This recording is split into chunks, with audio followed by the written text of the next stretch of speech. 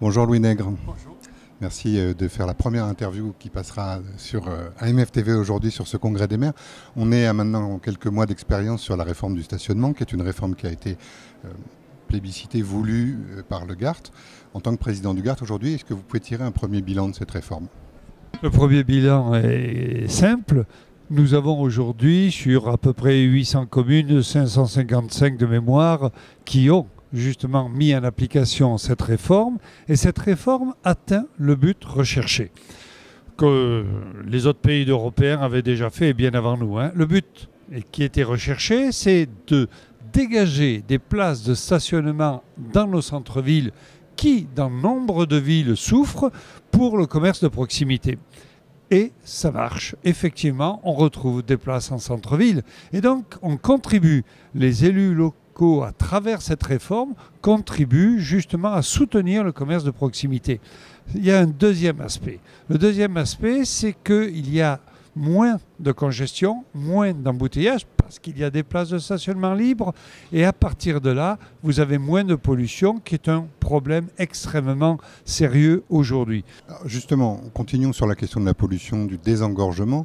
On va dire un mot sur la loi d'orientation des mobilités qui est en train qui va bientôt être présentée à Conseil des ministres. Mais on sait que dedans, il y a la volonté de mettre en place des zones à faible émission et éventuellement dans les grandes villes et les métropoles des péages urbains, même si le nom n'est plus celui-là aujourd'hui. Quel est votre sentiment par rapport à ces réformes? Mon sentiment est le suivant, c'est qu'effectivement, il faut prendre les problèmes à bras-le-corps.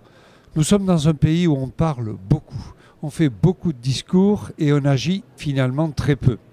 On se rend compte qu'on a 48 000 morts prématurés et nous sommes d'ailleurs sous contentieux européen parce que nous n'appliquons pas les propres textes que nous avons décidés.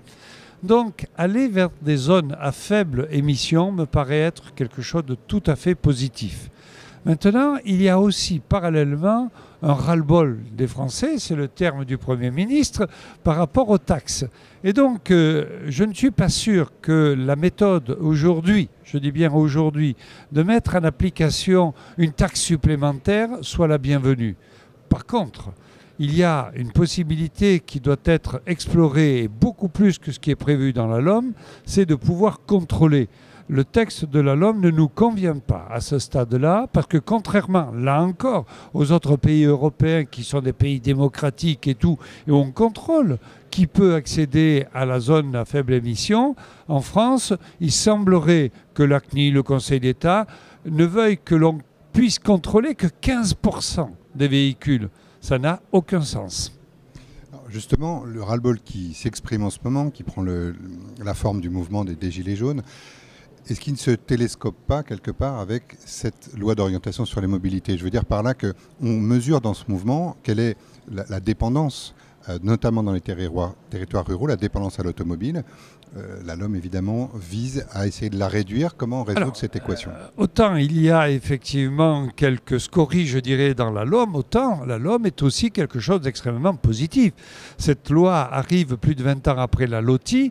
Elle arrive et elle intègre les nouvelles données du monde d'aujourd'hui. Par exemple, l'ouverture donc des datas, le fait qu'on intègre un plan vélo véritable avec une aide de 400 €. Le fait aussi qu'on ait prévu la couverture de l'ensemble du territoire. Pour la LOM, c'est quelque chose d'essentiel parce que pour la première fois, le gouvernement vise à couvrir tout le territoire, y compris donc les zones de mobilité rurale, je dirais, qui sont en périphérie. On emploie tous ces termes aujourd'hui et on sait ce que ça veut dire. Donc, on ait cette visée-là. Le GART soutient totalement cette visée de couverture de l'ensemble, c'est-à-dire 80% des territoires français qui n'étaient pas couverts seront demain couverts par une autorité de transport. Et donc, les gilets jaunes, on peut les comprendre compte tenu du contexte, mais en même temps, il nous appartient à nous, puissance publique, avec un S, de pouvoir mettre à la disposition de nos concitoyens des moyens de déplacement adaptés, y compris, donc, je le répète, en zone rurale. Je terminerai là-dessus, justement, des autorités organisatrices au niveau des communautés de communes, très bien, mais pour proposer quels moyens de transport? Parce que la question de la mobilité dans les territoires ruraux, elle n'est pas résolue, même d'un point de vue technique. Aujourd'hui, qu'est-ce qu'on peut proposer aux citoyens? Vous avez tout un panel. Soit vous avez des transports réguliers parce qu'il y a une demande suffisante. C'est une chose. Et là, on prévoit qu'il y ait un versement mobilité qui puisse répondre à cette demande. Qui remplacera le versement transport. Voilà. Le versement mobilité, c'est le nouveau versement transport. Et pour revenir un instant sur ce que je vous disais et sur le sens qui est derrière, c'est que les élus, donc les autorités organisatrices de la mobilité, ce sont les élus, eh bien, vont pouvoir disposer, grâce à ce versement désormais mobilité qui remplace le versement de transport, avec le terme AOM mobilité plutôt que AOT transport, de la maîtrise de l'ensemble des moyens de déplacement, y compris les flottes en free floating, qui aujourd'hui encombrent dans certaines grandes villes les trottoirs. Donc nous avons demandé en tant qu'élus de pouvoir maîtriser l'ensemble des moyens de déplacement. Ça sera le cas. Nous aurons cette possibilité-là et donc nous pourrons, y compris donc en zone rurale, hein, où il y a une densité faible, pouvoir proposer par l'intermédiaire de la OM locale des moyens de transport. Alors ces moyens de transport vont du régulier, hein, du transport régulier, jusqu'au transport par exemple à la demande, qui est un système qui est très efficace, qui marche bien, qui évite d'employer des bus de 50 places vides, mais qui permet de répondre à cette demande ponctuelle. Il y a le covoiturage. Et donc l'ensemble, voire de l'autopartage éventuellement qui pourrait s'installer. Et donc cela permet à chaque AOM de pouvoir répondre.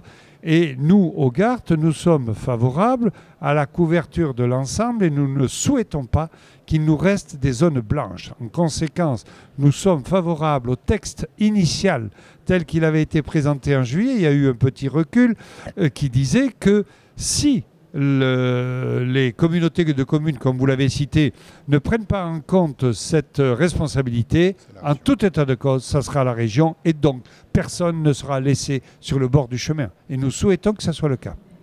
Merci beaucoup. C'est moi qui vous remercie.